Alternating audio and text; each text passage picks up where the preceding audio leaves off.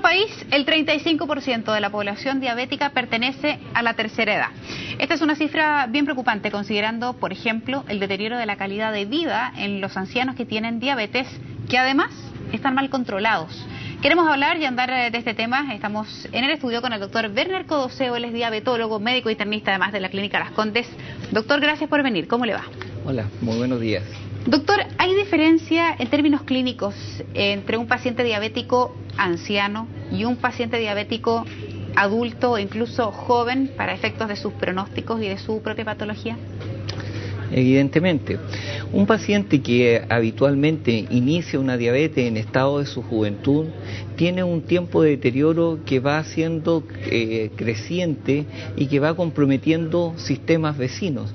No es un paciente que tenga solamente una enfermedad que va en un hilo, sino que va comprometiendo parénquimas como los riñones, el parénquima vascular general y sobre todo en lo que se habla muchísimo en nuestros días, la enfermedad cardiometabólica, o sea, un problema cardiovascular que viene siendo la primera causa de muerte en nuestro país y en todo el mundo. Doctor, dentro de la presentación comentábamos algo que resulta bien preocupante y es que los diabéticos aparentemente están mal controlados.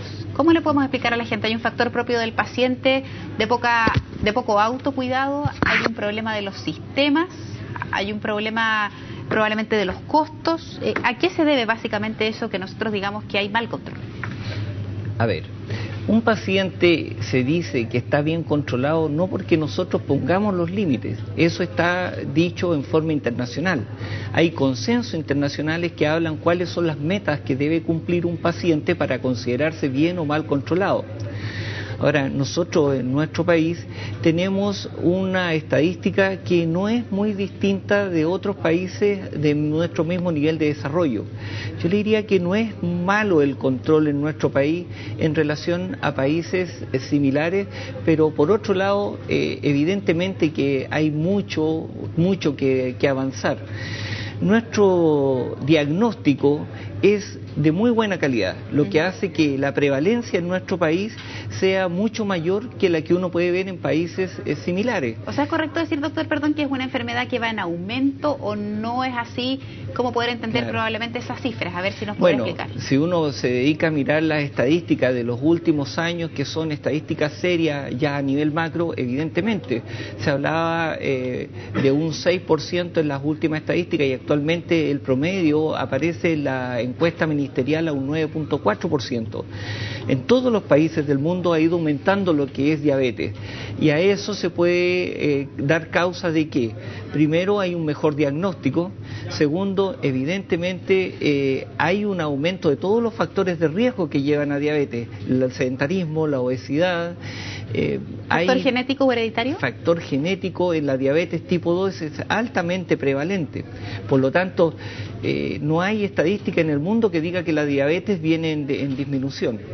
Ahora, lo que usted me preguntaba acerca de buen o mal control, pienso yo que en este momento todas las estadísticas hablan de un control tanto en países desarrollados y por supuesto en los subdesarrollados, de una mala llegada a las metas que uno se propone.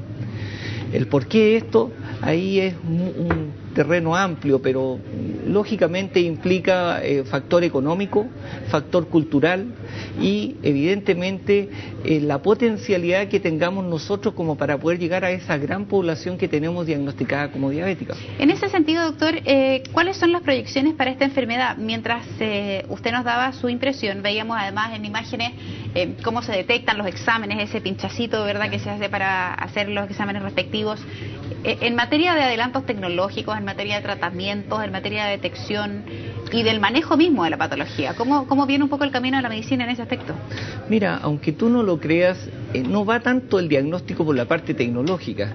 Lo que hemos aprendido en el tiempo es que esta enfermedad que llega a ser diabetes es un continuo desde que uno empieza normalmente a sospechar que el paciente puede tener la enfermedad, que es mucho antes que se presente la glicemia alta.